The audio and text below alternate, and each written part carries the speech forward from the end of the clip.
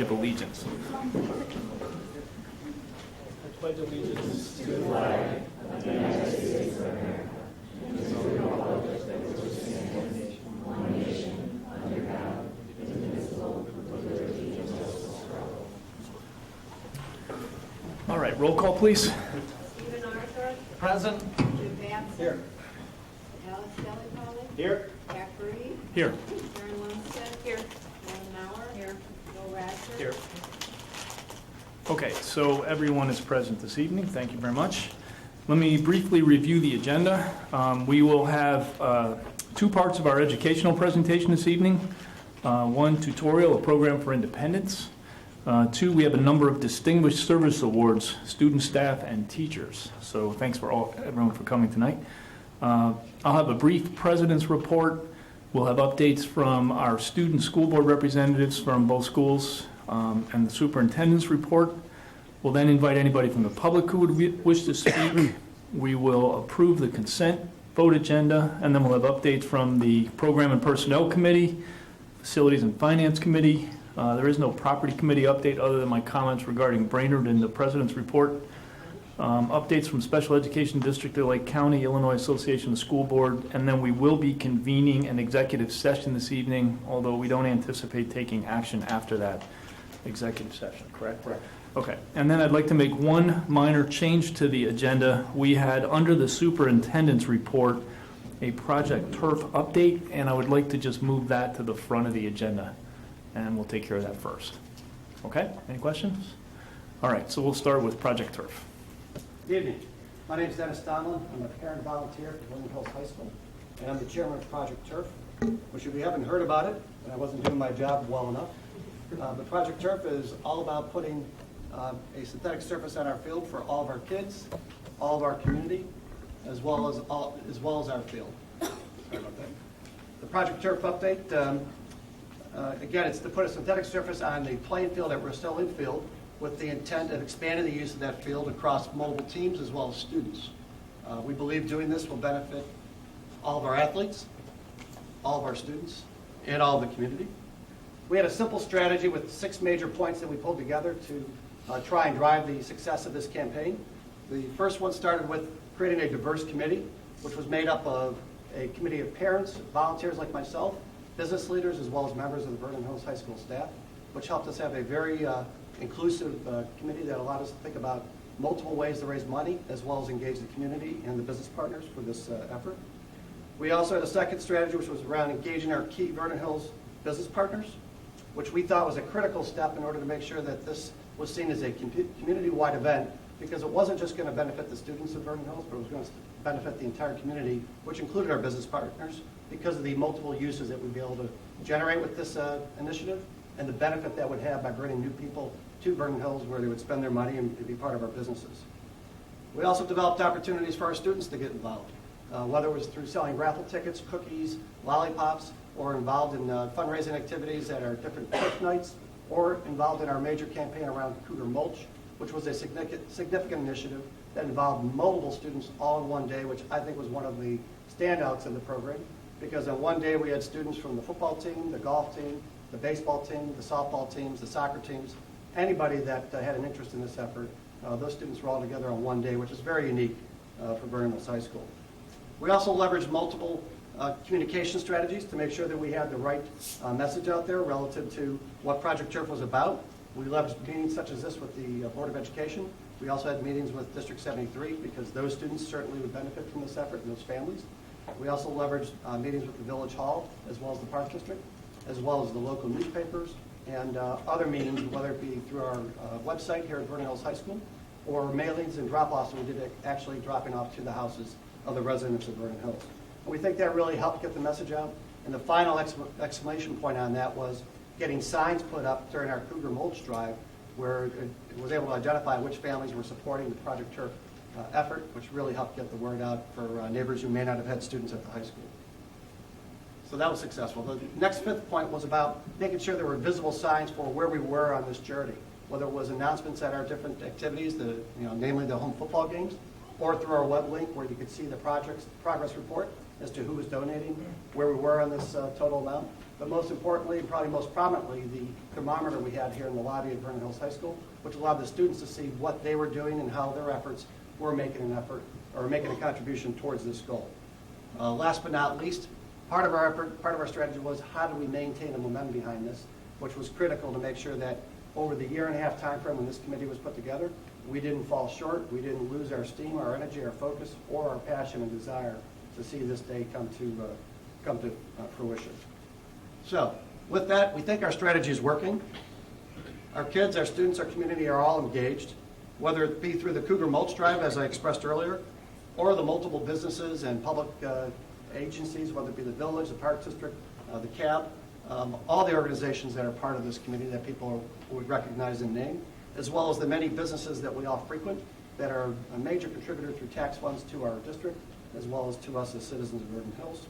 And last but not least, our youth generation, our middle school and junior high kids who were involved in all the home football games, as well as the students that I see sitting around this room that were significant in helping us to raise the funds for this effort. So as I said, the support's been outstanding. As you saw on the previous page, we had 3 major community partners. We had over 15 local businesses that were part of this effort.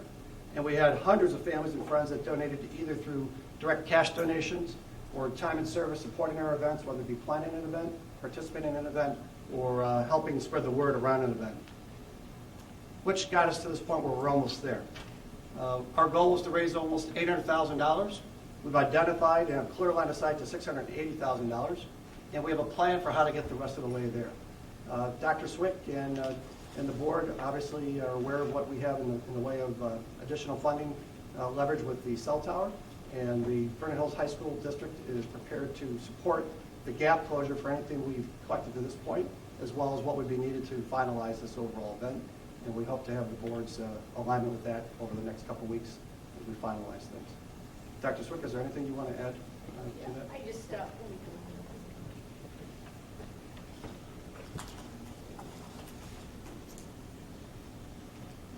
the only thing that I'd like to add is when you look, if Dennis, you could go back to the slide that did the amount. In that 280,000, 100,000 that I'd like to highlight is that 100,000 was donated by a Cougar Athletic Boosters.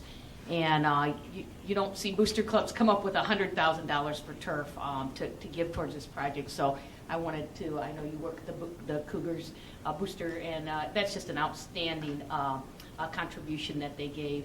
And lastly, I just really want to thank both Dennis Donlin and Brian McDonald. Brian isn't here tonight. He's at the National ADs Convention. But the two of them as a tag team have just showed tremendous leadership. And Dennis, especially as our chairperson, you'd see him out at football games selling lollipops. You'd see him at open house at the turf table, and just everywhere we had out in the community, there was Dennis out there trying to have people write checks, and we're just so thankful for all the time. I know it took a lot of time. I think your family's now going to get you back as a family member here for a year and a half, but a year and a half is a long time to give us this time, and we just really appreciate the effort that you've done for this. And our kids are going to really enjoy this, and thank you so much for all your hard work. Thank you. Appreciate it.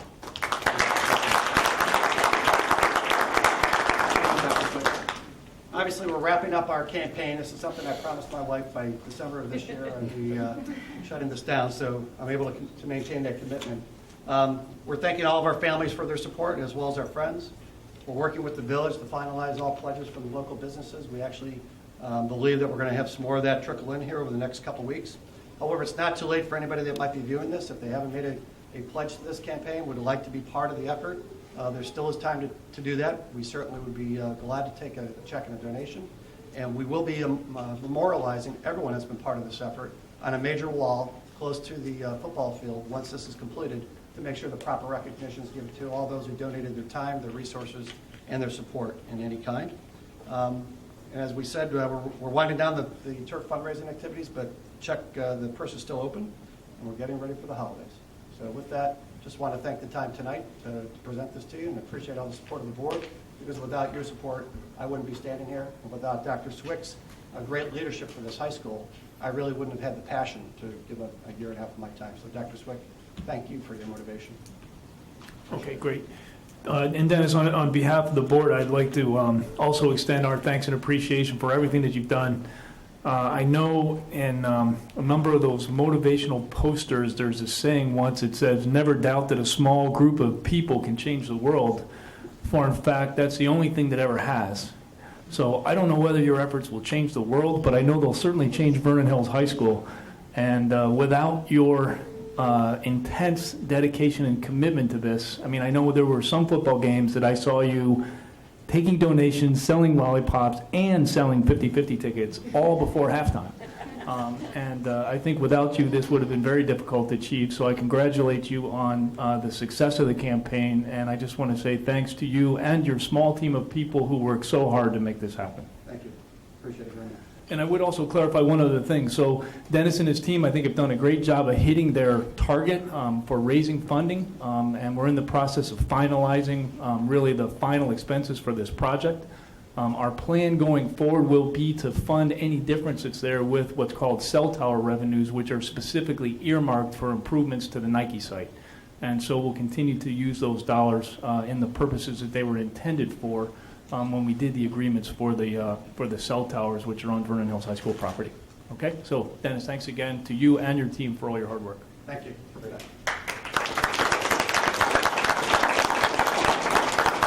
And Pat, before we go on, one other note, the $100,000 that was on the diagram that Dennis had up for the funding source is we have worked very diligently with Vernon Hills Park District over the last few months at really their initiation. We're very appreciative of their efforts on our behalf, and we're in the final stages of creating an agreement which would develop a significant donation from the Vernon Hills Park District, and in return, the district would grant them use of the field for some Sundays to run some adult leagues, and a few Fridays in the summers when we're closed for some culminating activities for some of their youth camps in the summer. Again, great community partnership, and we should have more to report back on that in January. Great, thanks very much. Okay, our educational presentations for this evening. First, tutorial. Yes, at this time I'd like to introduce Mrs. Robin Meyerberg. She is the department supervisor for the Special Services Department at Vernon Hills High School, and she has a team of our staff who she'll introduce to you, who are going to share with you a new tutorial program they put in place for some of our special needs students this year. Okay, thanks, Deb. This is Kelly Harrison, social worker. Rebecca Garcia, she's the teacher in the Tutorial A program. Sheila Russell, she's an educational specialist. She works with the program as the consultant on a daily basis. And this is Alyssa Madsen, and she's our speech and language pathologist. This program, this is the first year of the program. Tutorial is the new name for our resource program. We have this program first period and eighth period. And this is for students. It's also called Program for Independence, and this is the name of the program that we wrote last year. It was co-written, well, it was actually co-facilitated actually by Kelly and by Sheila. And we had 7 other staff members in our department work on this proposal. They visited other schools. There was a growing need for students with the autism spectrum disorder. We had a growing number of these students coming into the building, and their needs were just great. And we needed to devise a program, come up with some other skills, something to give them a program or devise some strategies so that to help them be more successful in the building. So staff got together and visited other schools. They divided themselves up and did a lot of research and wrote a proposal. So sometimes the students, they are higher functioning, middle of the road, lower functioning, but the bottom line is that the social skills is what really keeps them from being successful, whether it be in the hall, in their classrooms, in the community. That's really their biggest hindrance. So, and so far, so good. Almost one semester down. So I will now turn it over to Rebecca Garcia. Thank you. Good evening. I'd just like to point out the cross-stick poems that you see here. These were actually created by the students in my classroom, and they were able to describe what it means to have autism through this little activity. So I think it's a really interesting perspective as to what it is to have autism in their point of view. I'd like to start off with some background information on autism. It's a neurological disorder which affects the brain, and it basically affects one's ability to be socially aware and also to communicate in different types of settings. These are some of the common characteristics that we see, and we see these characteristics in our classroom. There may be some motor or sensory problems, so being able to integrate sounds and movements around them may be difficult. There's also restricted interest, need for sameness, so consistency is very important. There's also some stereotypical behaviors such as rocking and flapping, and we see those. Now here we have the statistics that we have seen here in Vernon Hills High School, and it's very interesting because autism is the #1 diagnosed childhood disorder, and it's growing at a rate from 10 to 17% each year. And we obviously see this increase here. In 2006 to 2007, we had 3 students who met this criteria. We now have about 14, and we expect these numbers to grow. So that's why it's very important for us to address the needs of these students within the school setting in order for them to be more successful academically as well as socially. Overall, our goal is to help our students have a social and academic learning environment in which we're able to support their individual strengths and learning styles so that they're more successful. Our program works in 2 periods, so we have first period and 8th period. So we start with them and we end with them just to create that consistency and be able to have better progress and be able to provide them with more services. Another important factor is that we have pushed-in services. This means that they are no longer pulled out of academic classes in order to receive their speech minutes or their social work minutes. We have the speech pathologist and the social worker come into our classroom 2 days a week, and they conduct a social group, and this is how we also meet their IEP minutes. There's also a transition coordinator who works with us and an occupational therapist who works with us within the classroom. So this gives our students more guidance, and they're able to have more consistency, and there's obviously more benefits to this. There's 2 aspects that I'm going to talk about. The first one is the academic focus, and we really strive to help our students not only socially, but also academically. So we work on time management and organization. We also work on their IEP goals within the classroom. And we also develop a transition plan. This is also done with the help of our transition coordinator. And we develop a plan to help our students figure out what they're going to do for after high school and make sure that their skills meet that plan as well. We also provide academic support, and this is done on a one-to-one basis. They're also able to see teachers outside of during this time, meet with them one-on-one for support to review terms that they're having difficulties with. We break down assignments so that they can manage them a little bit better and be more successful, and of course help them develop those self-advocacy skills that are really needed. The other aspect is a social emotional aspect. Kelly Garrison will talk about this as well, but we also implement this throughout our curriculum every day. We work on developing stress management techniques. We've used fidgets, so being able to use these in an appropriate way. We've done calm classroom as well as jam in minutes. It's also important for us to help them be aware of their surroundings and the environment and be able to recognize what their strengths are and what their weaknesses are so that they're able to be more successful, both academically but socially as well. This is an example of something that we do in the classroom, and students with autism tend to overreact or underreact to certain situations. So we've developed this 5-point scale, and this was actually developed by the students, and we use this every day. So we have daily check-ins. We do different activities with these check-ins. This is an example of what we may do. The chart that you see here is made so that the student is able to rate their day, their weekend, and explain it. And then where it says, does your teacher agree, we talk about what they decided to rate their weekend or morning or afternoon, and make sure that their emotions match accordingly to have an accurate perspective, because sometimes that's a little bit difficult for them. And just having it with numbers is a better, more visual, concrete way of internalizing this. Another activity that we may do is practice conversational skills. Sometimes our students have difficulties communicating with others. The activity that we have here is done with 2 students, and then a third student actually records this conversation. We use the key that I've provided here, and sometimes a student may think that they're being an active participant in the conversation, when in reality, they've only been answering questions and maybe made one comment. So I would go back and talk about what happened in this conversation. And we talk about how maybe student 2 needs to ask more questions or make more comments so that they're aware of themselves, but also be aware of the other person that they're talking to, just to get that conversation going, which is very difficult for our students to do. Now, Kelly Garrison is going to talk about the social language aspect and the group that she leads along with Alyssa Madsen.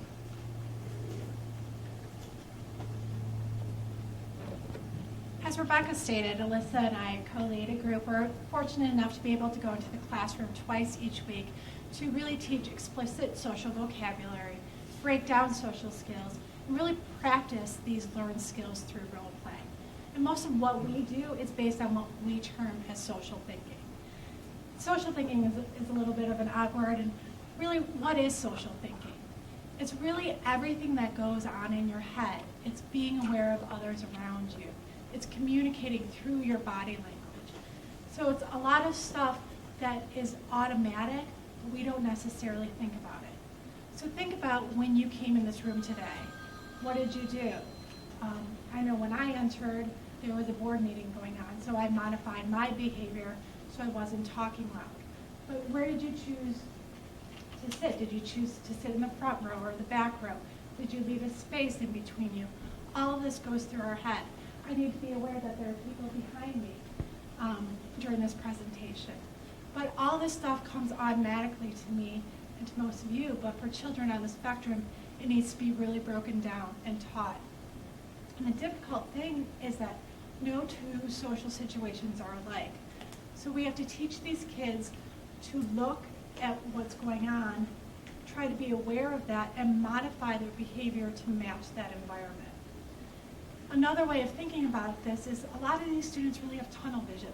They're the kids in the classroom that pack up their bags, they put on their backpack, they go from point A to point B, maybe knocking into other people in the hallway, not being even aware of that. They don't notice that people are stopping in the hallway to have conversations, going into the bathroom to put on their makeup, or talking on their cell phone. And what our goal is to try to make them more aware so that they can then notice that environment and then try to modify their behaviors to enter that social world. And if they can enter that social world, they're going to be more successful when they go to college, in the workforce, or even grocery shopping.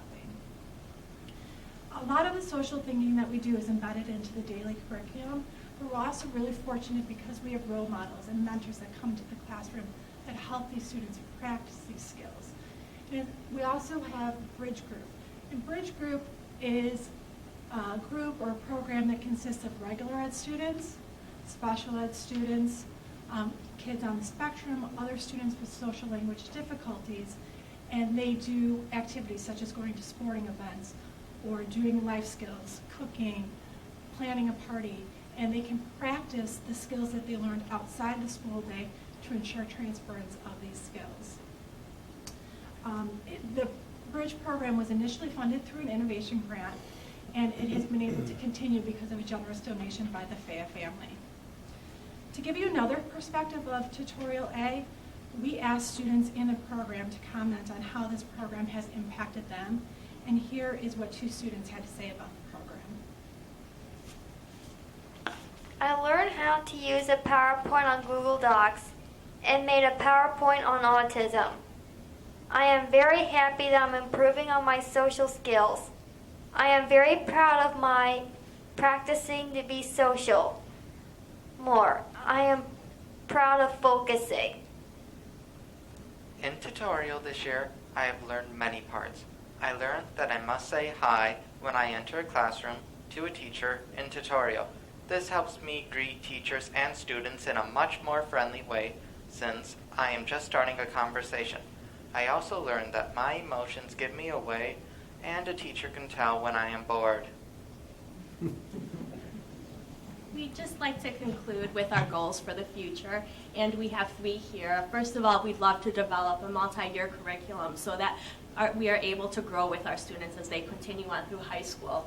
And it would also be great for us to be able to differentiate students' abilities and their levels in a group placement to better meet their needs.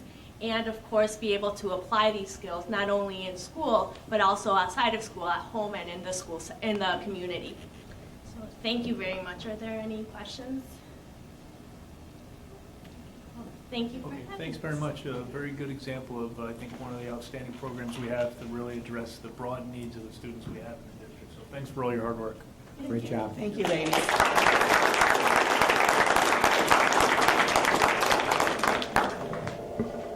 Okay, so as much as I would like to think that all of these wonderful people are here because of the good work that we as a school board do, I suspect we have some recognition to do tonight. Well, we do. It's always a pleasure to recognize the outstanding students and staff and their achievements in this wonderful district that we work in and that we represent. And as the board is aware, every month we have students or staff that we bring to the board to recognize for some exceptional accomplishment or achievement or service to the students in the community. And in some conversation administratively, we decided that we're going to call this segment of our board agenda now Distinguished Service Awards. And as we recognize our students and staff that we bring forward each month, we will present them with a certificate from the board entitled a Distinguished Service Award and with their name and a particular accomplishment that they've had. So this is real exciting for us and really formalizes what we've been doing for a long time in this district. And so without further ado, I'm going to turn it over to Marina Scott. Thanks. I have the pleasure of starting out this evening, and I'd like to call forward Morgan Dixon, and I'd like to ask her mom and dad to stand, and her coach as well.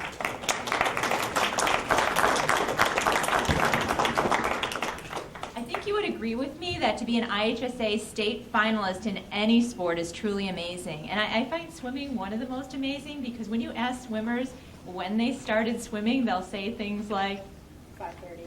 oh, AM. I was thinking age, too. Oh, 7. Okay, both those things are amazing to me. So thanks for adding the 5:30 too. That's an added bonus.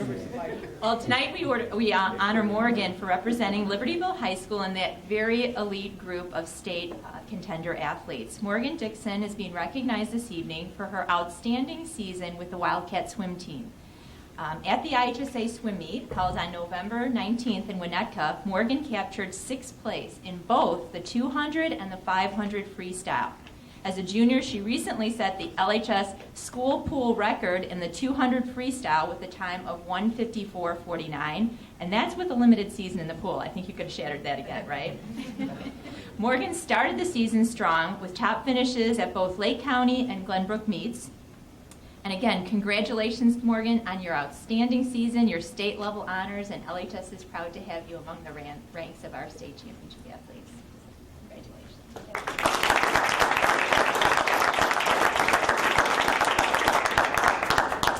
Offer this to you, and hopefully you can take a picture for Facebook here with us. Marina, you jump in the picture too. Let's go this way.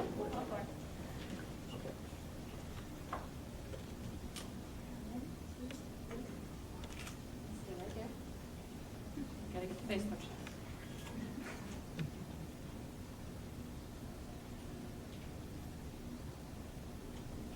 Okay, now we want Morgan to stay up here, right?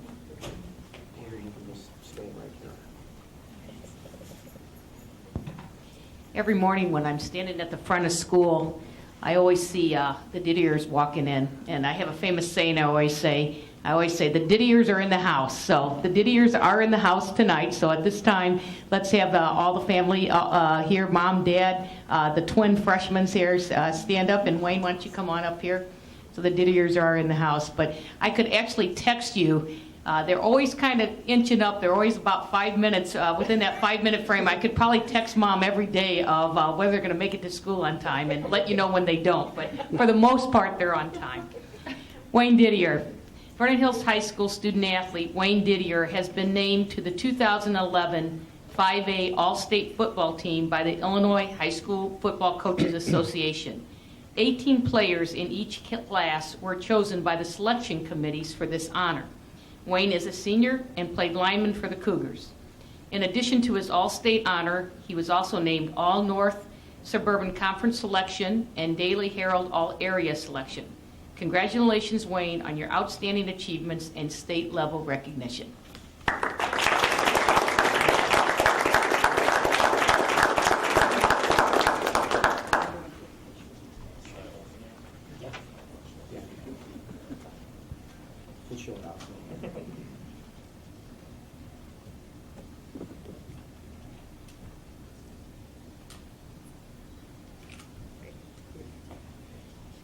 Now, Mary, you want to get both those students together? Okay. And Pat, you have to come back. Ellen and Marina, you have to come back. Oh, you're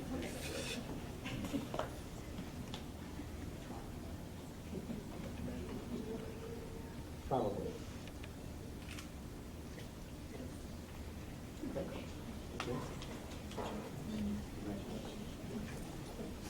Next, I'm going to call forward one of our faculty members, Patty Shearer.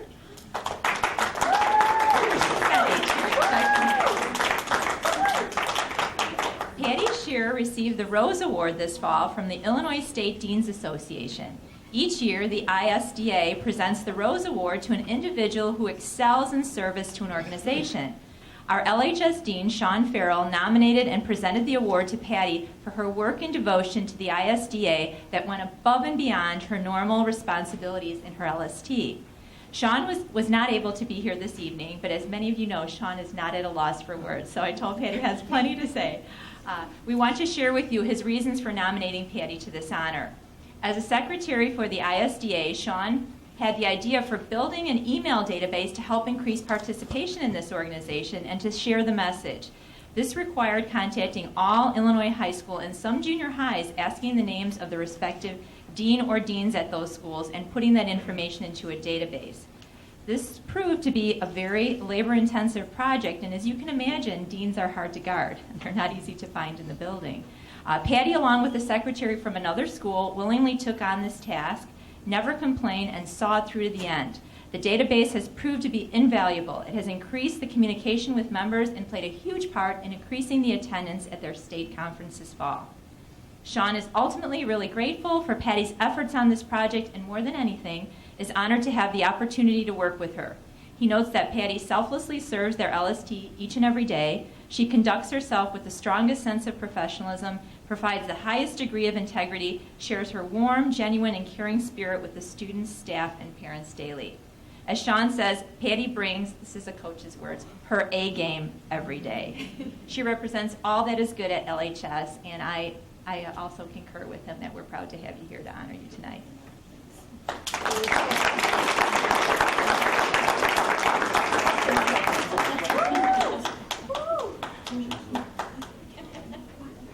Oh, I'm sorry. Oh, I forgot the award itself.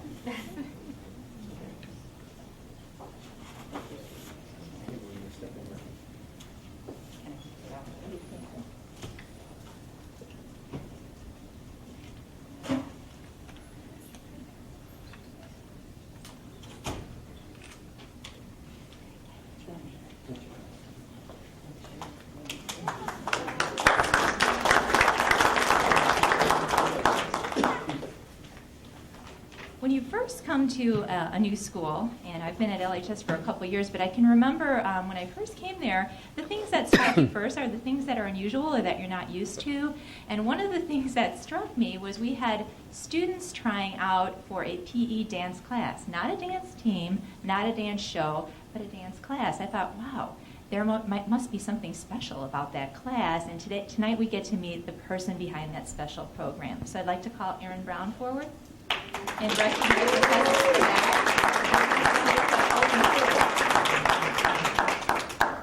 Last school school year, Liberty High School dance team teacher Erin Brown was named the Illinois Association of Health, Physical Education, Recreation, and Dance Educator of the Year for the state of Illinois. Tonight, we're pleased to announce that Erin was recently named Midwest Dance Educator of the Year by the Midwest District of the American Alliance of Health, Physical Education, Recreation, and Dance. The Midwest District is comprised of Illinois, Wisconsin, Indiana, Ohio, Michigan, and West Virginia. The winner from each of the organization's 6 districts goes on to compete at the national level of the award. Erin will progress to the interview phase and compete for the process of National Dance Education Teacher of the Year in Boston this March. We're proud to send her there, and just for the record, I'm predicting we're back here again for the national award. Erin is in her 8th year of teaching dance for the LHS Physical Welfare Department. In addition to her curricular classes, she also serves as the LHS Orchesis Director, the choreographer for the Fall Musical. Under her direction, LHS Orchesis received the honor of performing in the Student Showcase of the Illinois High School Dance Festival in 2007, 2008, and 2009. Additionally, her musical theater choreography has been performed at the state level during the LHS performances of Pippin and the Drowsy Chaperone at the Illinois Theater Festival in 2006 and 2011. Congratulations on this honor, Erin, and thank you for your continuing professionalism and your service to our students.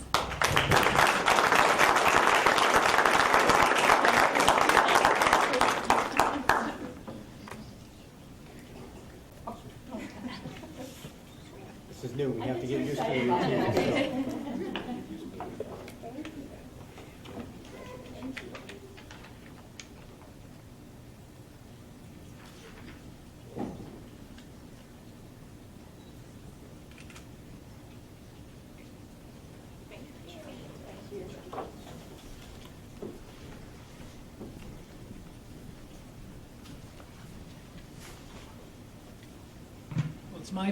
It's my privilege to introduce a special group of teachers tonight. Some of you will recall that we made a special effort to promote the awareness of the National Board Certification Program a few years in the district. And that effort has been led by Brian Twaddell and Paul Reef, and I'd like both of them to stand up.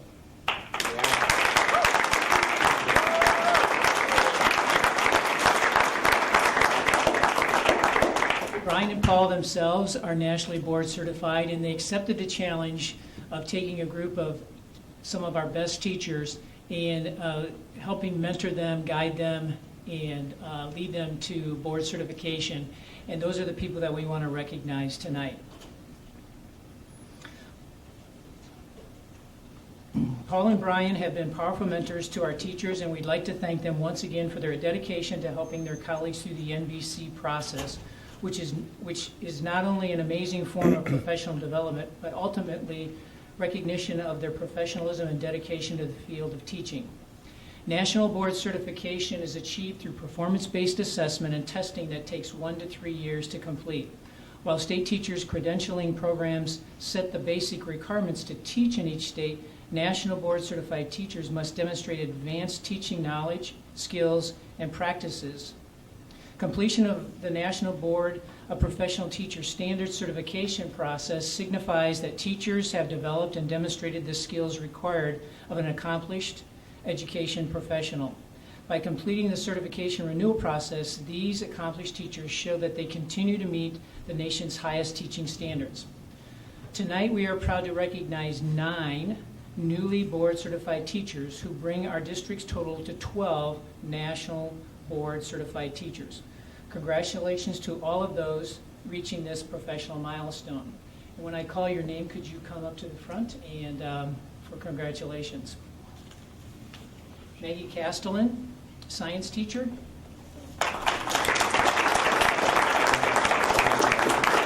Laura Diard, international languages teacher.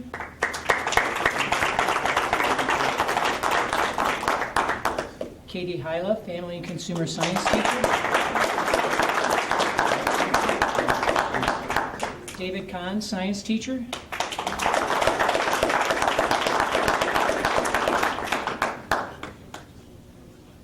Joyce Kleinheinz, physical education teacher.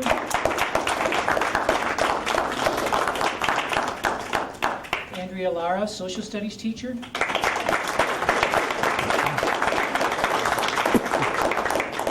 Patricia Nora, English teacher.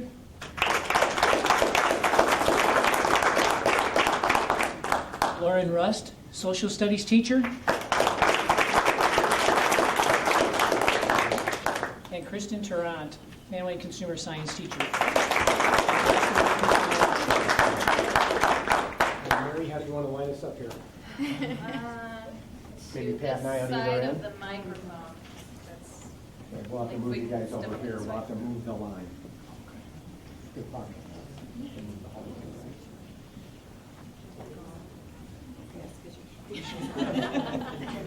Brian and Paul, come on. One of you can step down by Pat, and then one comes down here by me.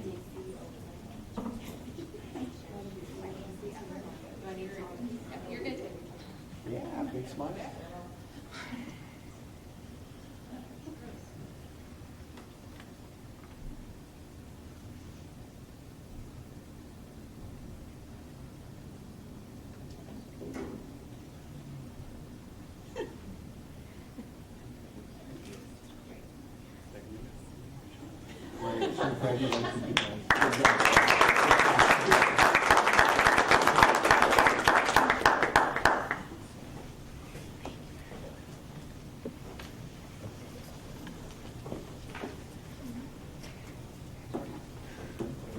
One comment before we move on, and Alex, you'll appreciate this because we worked on this together, but you just have to love it when a plan comes together. This was good work between the board and administration, district and building, and the association in terms of creating the conditions that would encourage and allow more teachers to become nationally board certified here. And as they pointed out, several years ago, we had no nationally board certified teachers, and we now have 12, and there were 15 in this cohort group, and we have several others who were very close, who will be going back again. But we think we're very successful because of the work of Brian and Paul in the cohort group. This is a very intensive, reflective process, as you might imagine, and not unlike doing dissertation work, being out there on your own. And Paul and Brian's work in terms of creating this cohort group and keeping the group together so they could work through this process with their peers, I think has made a tremendous difference. So again, thanks to both of you and everybody else that's participated in this, and we'll continue to work on this as a major initiative in the district. So great work, you guys, really fine job. Thank you. Okay, thank you very much. President's report. First, let me, if you recall, recently I think I mentioned to everybody that we had a meeting with the village of Libertyville regarding the Brainerd agreement, and they had specifically requested that we give them a further extension to the terms of that agreement as we continue to discuss some relatively minor issues around demolition costs and asbestos removal. So we received from the village the formal letter, which is proposing that the notice of termination date be extended to February 1st, 2012. That notice date was previously, I believe, December 1st. Okay. So if I could ask for a motion to extend the notice of termination for the Brainerd lease agreement to February 1st, 2012. I make a motion that we extend the lease until February 1st, 2012. Second. Any discussion? Roll call, please. Arthur? Aye. Batson? Aye. Delli Polly? Aye. Moody? Aye. Lundstedt? Aye. Mauer? Aye. Ratzer? Aye. Okay, motion carries.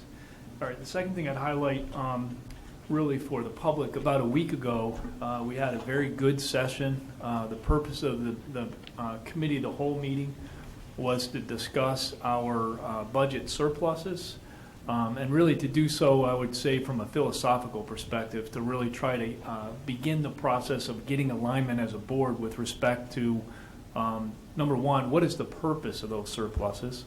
And so we discussed things like, to some extent, we view those surpluses as being, I'll call it analogous to what you do in a homeowners association, when you're saving money to replace parts of the physical plant that you may not do but once every, say, 5 or 10 or 20 years, and you sort of pay for that as you go. So I think we recognize those kinds of things as a good use of surplus funds. We recognize that there's also, on occasion, other times where you have, I'll call it, unexpected capital outlays that you need to deal with. And I think, last but not least, we recognize that in today's financial times, there are many times surprises and unanticipated events, shall I say, with respect to state funding, federal funding, and what I would call normal sources of funding that we depend on can often change at relatively short order. And so we talked about that being the kind of thing that we may need to use surplus funds for, and in some cases use those funds for an extended period. So we are continuing those discussions. I think as a general rule, we also acknowledge that using surplus funds to cover regular operating shortfalls is probably not the ideal use of those funds. But we are continuing to have discussions as a board really to address what is the appropriate use of those funds, what are the appropriate levels of surplus, and what action should we take in the event that the level of surplus either exceeds or is not up to those levels. So I'd like to just reassure everybody that as a board, we recognize, number one, we are very fortunate to be in the budget position that we're in. Number two, we recognize that those resources are very precious, especially in these economic times. And I'm encouraged that we have a very good board who's taking that to heart, taking it seriously, and trying to assess essentially what actions we believe are most prudent in both the short and long-term interests of the district.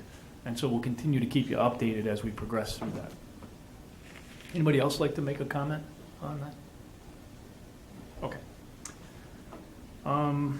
Reports from school board representatives. Who would like to go first? Yeah. Okay. All right. So in the past month, we had a lot of great activities at Vernon Hills High School. First, we had the Fall Sports Awards, and that's where cross country, football, golf, boys soccer, girls swimming, girls tennis, and girls volleyball season ended, and people were given awards where they deserved it. And after the musical's over, the theater kids had about 2 weeks to rest, and they went full on into the next play, which is Wayside Stories from Sideways Stories from Wayside School. And also we had auditions for our student-directed one acts tonight, and the cast list was just posted an hour ago. And for the Illinois Music Educators Association, we had 17 people from Vernon Hills High School to make it to All-State in Peoria this January. And so that is a record for our school, and so we're very proud of that. A couple weeks ago, we had our student staff variety show, and this is where students and staff come together for a little talent show. And the funds that we received from it goes to Cougars for Cougars, which is a program at Vernon Hills High School that aids students who are in need from our own school. And it also went to the Max Schewitz Foundation, which funds for the EKG tests. And in the variety show, we had a lot of different talents, such as dancing, rapping, singing, and even magic tricks. And so it was fun to see all the teachers and students coming together and putting on a really great show for all the community. A week ago, we had our senior meeting where we filmed for our senior video and started getting ready for our graduation, which will be in May. And we also announced the Illinois State Scholars from Vernon Hills High School. And this year, surprisingly, there were only 4 Lees. And usually there are a lot. But this year there were only 4, so I thought that was kind of funny. And last weekend we had our magical dessert, which is a Vernon Hills Chamber Choir, and we presented 23 songs from the Renaissance era and also carols. And we have been caroling around the community, so that was really fun. And today we just found out that we were invited to sing for US 99.5 FM this Wednesday morning. So we'll be leaving school at 5:15 a.m. to go sing at 6:30 a.m. in downtown Chicago. So that's going to be super fun. And our Gay Straight Alliance Club, GSA, has been disbanded because there weren't enough members in the club earlier this year. And our sponsor, Mrs. Eileen Orzoff, and a few students are really putting in all their efforts to regain membership, and they're putting ads around the school. And so we're hoping that more people will join and the group will start up again. And our school has been really busy with Adopt a Family, which is a service project that is sponsored by First Class, which is a character education program at Vernon Hills High School. And this Wednesday, we are all going to be wrapping gifts for the families that we are sponsoring. Each third period class has their own family from Maristella, which is an organization in Libertyville that provides aid to single mothers and their families. And this Thursday, we're going to have a Christmas party for them where there will be games, a lot of volunteers from Vernon Hills High School, and a lot of fun. And it'll be just a great way for all of Vernon Hills High School to give to the community. How many families do you usually support? How many families do you usually support? I think there are 60? Yeah, around 60. Mm-hmm. If you're here on that night, it's an extremely busy place. Oh, yeah. I'm going to be emceeing. Great, thank you. Yeah, you're welcome. Tarika.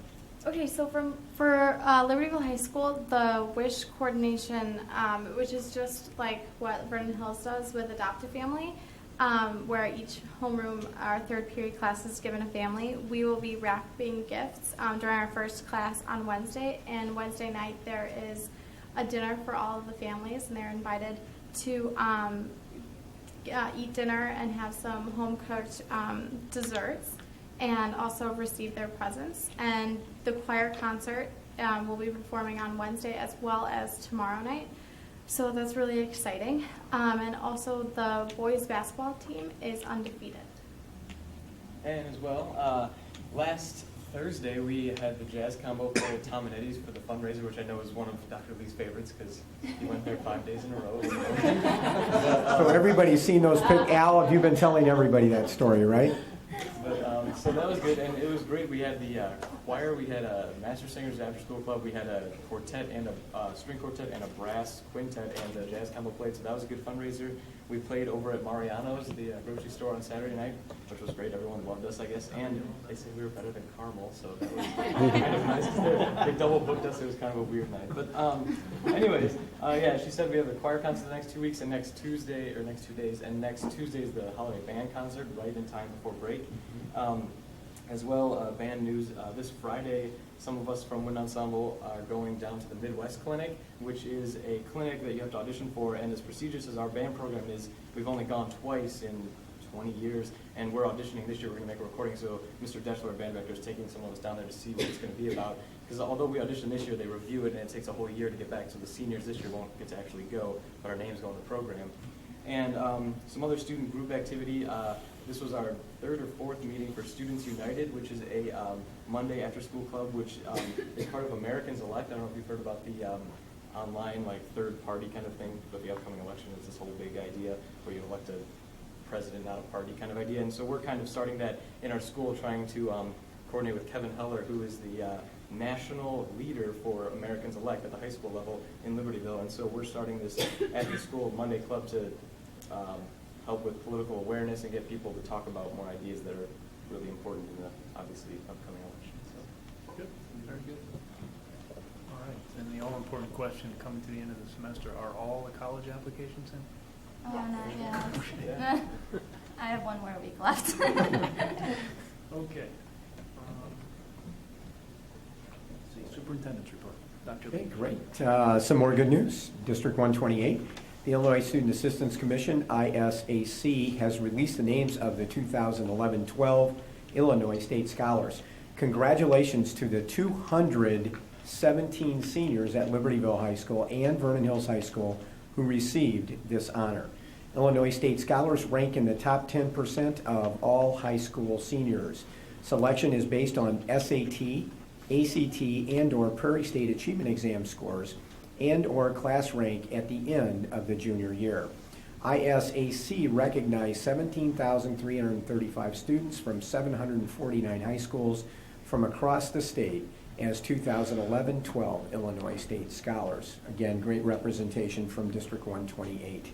Student artists and teachers from Libertyville and Vernon Hills High Schools received the following honors at the December 8th 5x7 art exhibit held at Waukegan High School. From Vernon Hills High School, Best of Show Trophy winner Patrick Hamrick, Best of Show categories Mel's, in drawing Sierra Carroll, In printmaking, Yufa. Alina Yufa, I'm sorry. Photo, Rishi Ling. Honorable mention categories in drawing, Ambring Ling. In painting, Ann Ho and Tiffany Doe. Printmaking, Olivia Weaver. In photo, Julie Gartzman, Brad Feynman, and Brittany Masloff. From Libertyville High School, honorable mention in categories, in photo, Rachel Wood and Alexis Petra Zilka. Honorable mention D128 teachers were Allison Malloy and Stephanie Dahlstrom.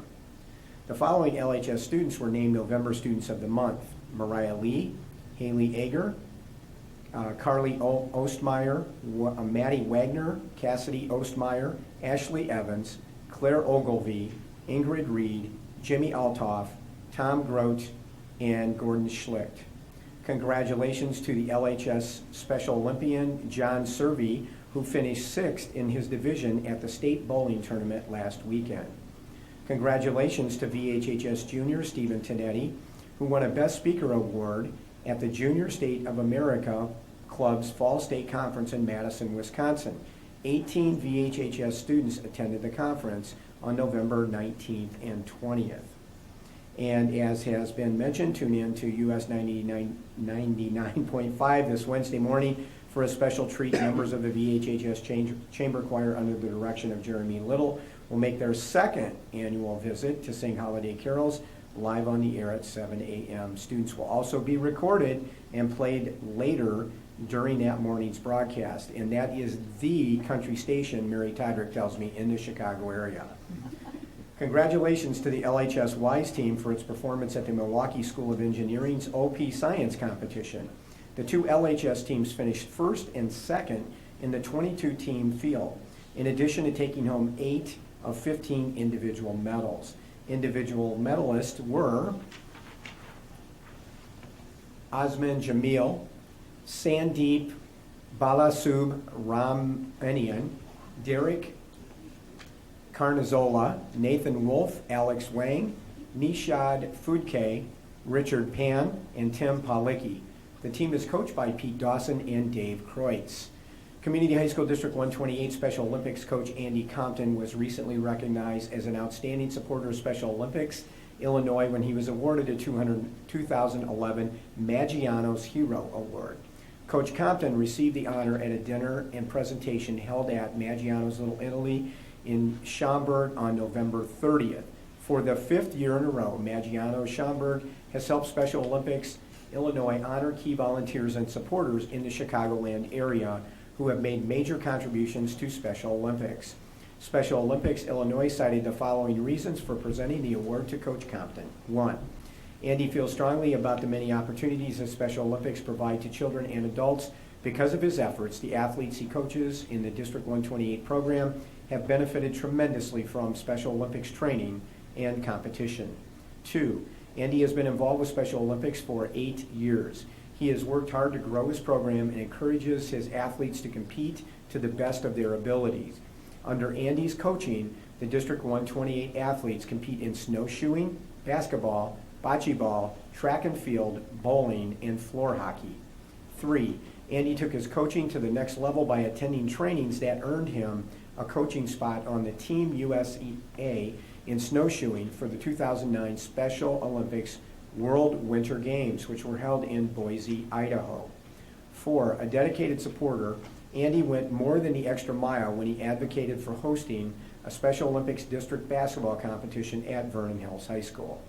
Special Olympics thank Compton for providing such great leadership to his team and for recognizing the learning experiences athletes carry into schools, jobs, home, and communities. So we want to congratulate Coach Compton, and we will have Andy here later in the year when we do our Special Olympics wrap up at the end of the year. He wanted to come with his students that night, but we certainly wanted the board and community to know about this unbelievable accolade that he has earned.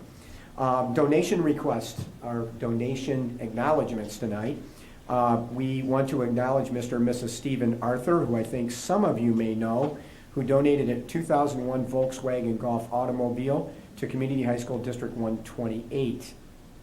This vehicle will be used at the Libertyville High School campus by our auto shop classes and will be scrapped once it is of no future use. So Stephen, thanks to you and your wife for the donation. Greatly appreciate it. Very brief update on the LHS and VHHS swimming pool compliance.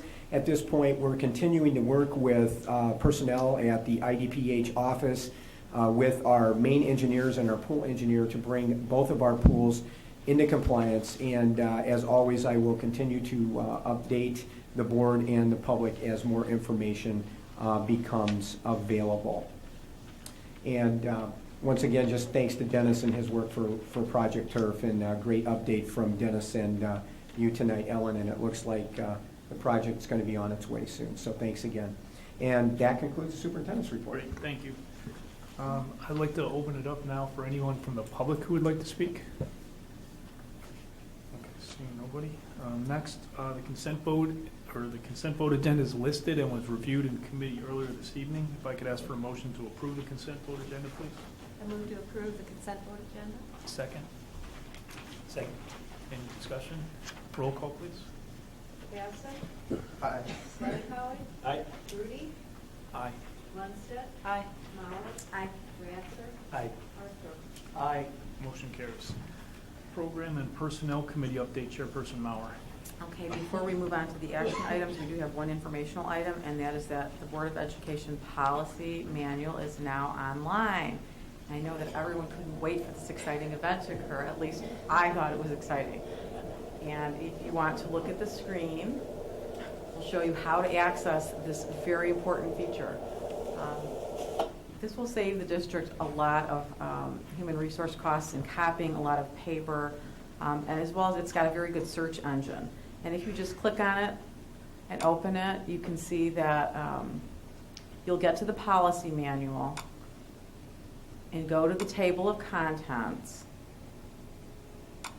Once you're on the table of contents, you can put your arrow on, your cursor on the little thing to the left of each section, and then that would expand it to show each and every policy. You can select a policy that interests you or what you're, and when you go to it, also at the very bottom of each policy, there are little links to the Illinois School Code, and there are cross-references to other policies, so that if you'd like to click on those, that would bring up anything that you click on. So there's another policy, and then if you go to the bottom of that one, or you go back, you can then also click on the Illinois School Code, and that will show you the actual reference right there. That is the most useful thing I've seen in a long time. So I'm really excited about it. Anyway, moving along, we do have 6 policies up for revision. First one is policy 2250, access to district's public records. And this just makes adjustments to FOIA regulations regarding requests for commercial purposes and recurrent requesters. Next, policy 360, administrative responsibility of the building principal and assistant principal.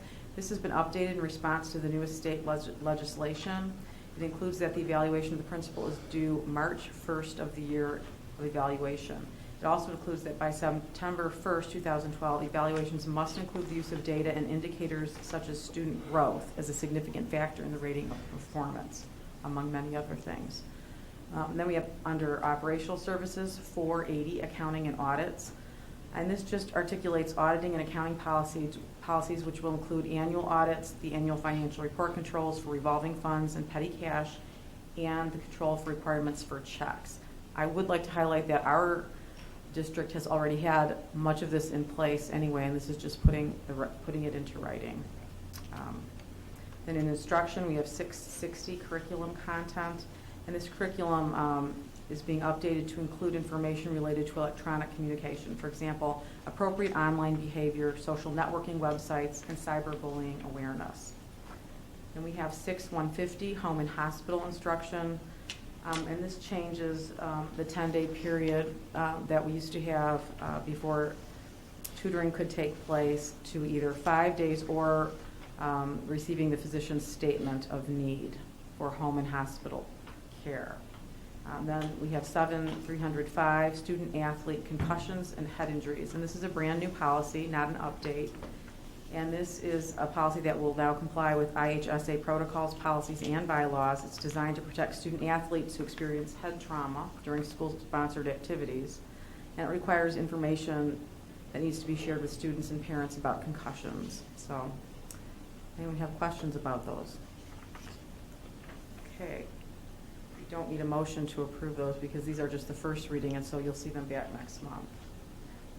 Next item is educational tour requests. We have the 2 that are listed, plus 2 more that we got in committee for a theater festival trip, the Backlight and the music groups. So does someone want to make a motion to approve those educational tour requests? Make a motion to approve these trip requests, all 4 of them. Second? Any discussion? Roll call, please. Kelly Polly, Aye. Rudy, Aye. Lundstedt, Aye. Mauer, Aye. Ratzer, Aye. Arthur, Aye. Batson. Aye. Motion carries. And this concludes the report. Okay, Facilities and Finance Committee, given that we've covered the pool compliance, the turf update, had time for public comment. I suspect your update will be brief. I will have nothing to update from the Facility Committee. Thank you, President Cruz. We took good care of you tonight, yes? Thank you.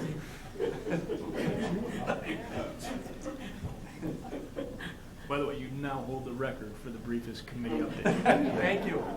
Thank you. Finally, a record for something. Only to be topped by the Property Committee, who hasn't met and therefore has no update. Okay. Special Education District. I Liaison. do have an update. We Okay. had our quarterly meeting, actually our December meeting at the last day of November.